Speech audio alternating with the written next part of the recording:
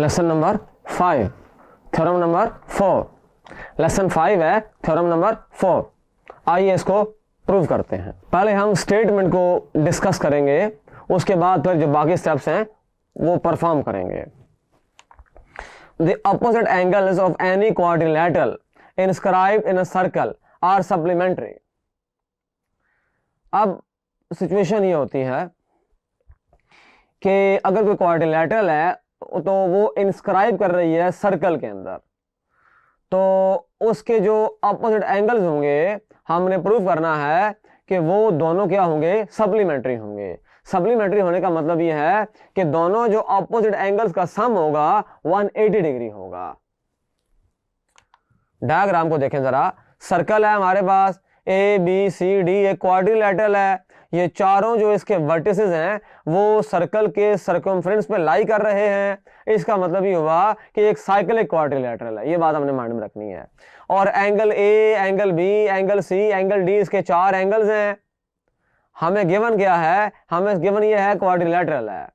हमने प्रूफ क्या करना है, एंगल ए और एंगल सी दोनों सप्लीमेंट्री हैं, एंगल बी और एंगल डी दोनों सप्लीमेंट्री हैं। हमने ये बात है प्रूफ करनी है। तो गिवन में क्या लिखेंगे, A B C D is a quadrilateral inscribed in a circle with centre O. Centre O है।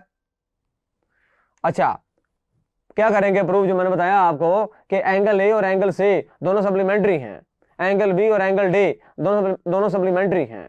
टू राइट एंगल का मतलब ये होता है 180 डिग्री।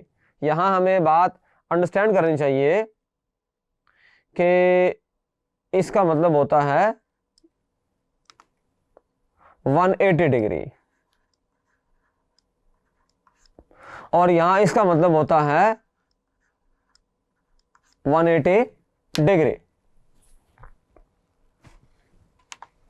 अच्छा, कंस्ट्रक्शन में क्या करेंगे, ओ ए जो डॉटेड लाइन दिखाई दे रही है आपको, ओ को ज्वाइन किया ए के साथ, ओ को ज्वाइन किया सी के साथ, और नाम दे दिए एंगल्स को angle 1, angle 2, angle 3, angle 4, angle 5, angle 6। और आप देख रहे हैं कि सेंट्रल जो एंगल है वो भी आपके सामने है, सर्कम एंगल्स भी आपके सामने हैं, और जो टोटल एंगल बन रहा है सेंटर के ऊपर, पूरा सेंटर के ऊपर भी टोटल एंगल जो है वो एंगल 2 और एंगल 4 का सम है। प्रूफ पे आते हैं। प्रूफ के दो हिस्से होते हैं, स्टेटमेंट्स एंड रीजंस। ये देखें, स्टेटमेंट्स और ये रीजंस। अच्छा, अब हम खड़े होंगे आर्क ए डी सी, यानी कि हमारा जो फोकस है वो आर्क ए डी सी है। देखें डायग्राम को देखें जरा दोबारा, किधर है ए डी सी, बड़ी आर्क जो है, major arc A D C, उसके लिहाज से बात हो रही है। ए डी सी, ए बी सी जो है वो माइनर आर्क है।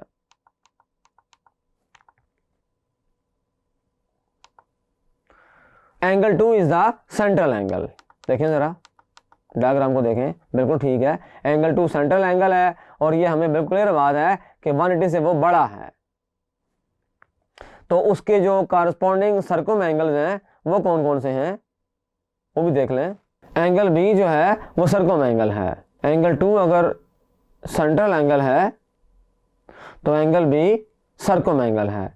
और अगर ए बी सी के लिहाज से बात की जाए, यानी आर्क ए बी सी के लिहाज से बात की जाए, तो एंगल 4 जो है ये सेंट्रल एंगल है, और वहां एंगल डी जो है वो सर्कम एंगल है।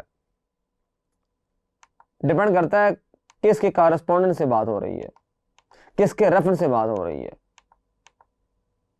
अच्छा, ये बात तो हम जानते हैं कि सेंट्रल एंगल जो होता है वो डबल होता है सर्कम एंगल का, और जो सर्कम एंगल होगा फिर वो हाफ हो जाएगा सेंट्रल एंगल का। तो यहां देखें जरा, angle B is half of angle 2। इसको आप कहते हैं रिजल्ट नंबर 1। एंगल बी जो है वो सर्कम एंगल है, एंगल 2 जो है वो सेंट्रल एंगल है। दोनों के आपस में रिलेशनशिप जो है आपके सामने है। इसको रीजन बता दें, the measure of a central angle of a minor arc of a circle is the double that of the angle subtended by the corresponding major arc. Result number 1।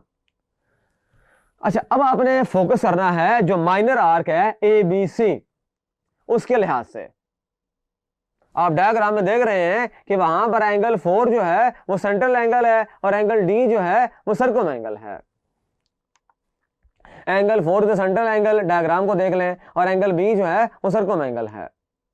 तो जाहिर सी बात है यहां पर भी वही आइडिया यूज करेंगे थ्योरम नंबर 1 का कि सेंट्रल एंगल जो होगा वो डबल होगा सर्कम एंगल के, और सर्कम एंगल जो होगा वो हाफ होगा सेंट्रल एंगल के।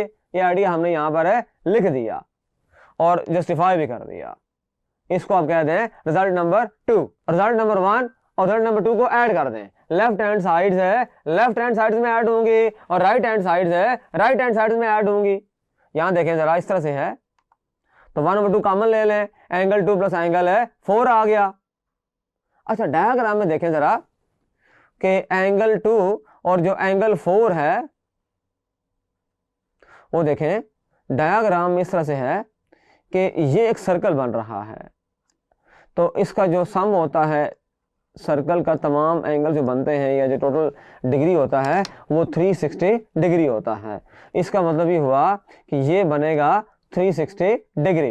अच्छा, ये बात आप जानते हैं कि 90 डिग्री होता है 1 राइट एंगल, 180 डिग्री होता है 2 राइट एंगल्स, 270 डिग्री होता है 3 राइट एंगल्स, और जो 360 डिग्री होगा वो हमेशा 4 राइट एंगल्स के इक्वल होता है। एक right angle 90 degree, 2 right angles 180 degree, 3 right angles 270 degree, 4 right angles 360 degree, total angle circle. तो यहां बेसिकली ये बन गया। तो हम ये बात जानते हैं टोटल सेंट्रल एंगल है, यानी कि 360 डिग्री है, पुट कर दें वहां पर, तो मतलब ये हुआ कि measure of angle 2 plus major of angle 4 right angles हो जाएंगे। यहां बता दें रीजन इसकी,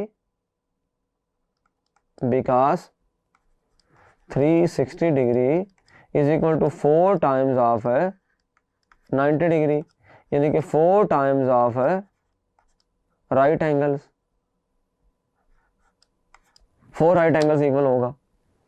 तो पुट कर दें उसके अंदर, क्वेश्चन नंबर 3 के अंदर पुट कर दें, तो क्या हो जाएगा, वहां पुट करेंगे तो 4 राइट एंगल्स अंदर पुट करेंगे, 1 over 2 बाहर है, अब ये कैंसिल हो जाएगा, ये 2 और यहां पर क्या आ जाएगा 2 रह जाएगा। तो major of angle B plus major of angle D, 2 right angles आ गए, यानी कि 2 राइट एंगल, यानी 180 डिग्री। तो जिस तरह हमने ये प्रूव किया है उसी पैटर्न में चलते हुए हम ये प्रूव भी कर सकते हैं कि angle A plus angle C ये भी क्या है, 2 राइट एंगल्स हैं, यानी कि 180 डिग्री। ये बेसिकली 180 डिग्री है, और ये भी क्योंकि 2 राइट एंगल्स आ गए। तो इस तरह से थ्योरम जो है प्रूव हो जाता है। हमारे पास सर्कल था, एक क्वाड्रिलैटरल थी जो कि साइक्लिक थी, फिर हमने ये किया कि हमने ये लिखा, और एक पहली दफा हमने मेजर आर कंसिडर किया, वहां से रिजल्ट लिखा, फिर माइनर आर कंसिडर किया, वहां से रिजल्ट लिखा।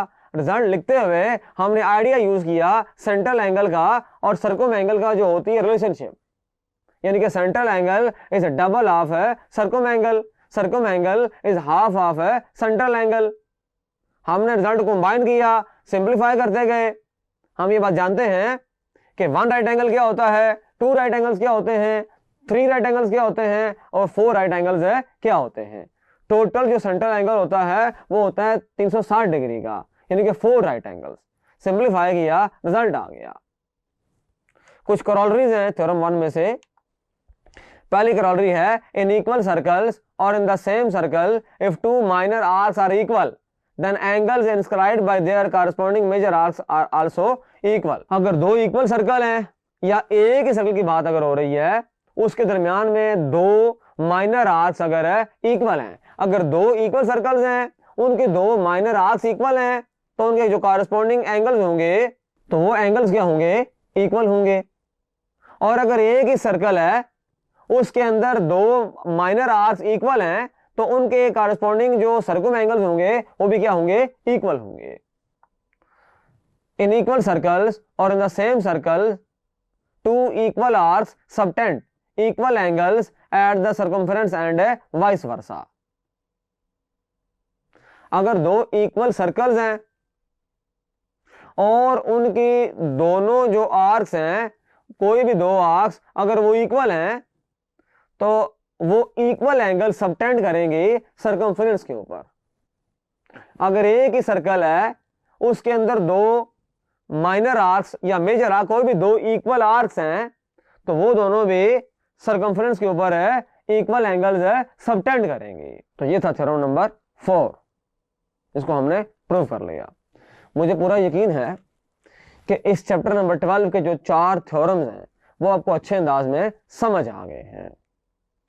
इनकी बार बार आपने प्रैक्टिस करनी है और एब्जॉर्ब करने की एफर्ट करनी है। मैथमेटिक्स में, ज्योमेट्री में पहले चीजों को अंडरस्टैंड करते हैं, फिर उनको तैयार करते हैं। इम्तहान के लिए जरूरी है कि थ्योरम्स को बार बार रिवाइज किया जाए, इनकी प्रैक्टिस की जाए, लेकिन पहले इनको अंडरस्टैंड किया जाए। आप ये जो लेसन्स हैं इनको जब बार बार रिपीट करेंगे, सुनेंगे, अंडरस्टैंड करेंगे, डायग्राम पे गौर करेंगे, जो डिटेल्स हैं उनको समझेंगे, तो थ्योरम अच्छे अंदाज में समझ आ जाएंगे और उनको तैयार करना आसान हो जाएगा। चीजें कुछ याद करने वाली होती हैं और बाकी चीजें समझने वाली होती हैं। थ्योरम के अंदर दोनों काम करने पड़ते हैं। अगर समझ आती है उसको याद करना आसान होता है, अगर समझ नहीं आएगी तो याद करना मुश्किल होगा। मिलते हैं इंशाल्लाह नेक्स्ट वीडियो में। मेरा नाम असद राजा है, मैथ इंस्ट्रक्टर ट्यूटोरियल.pk।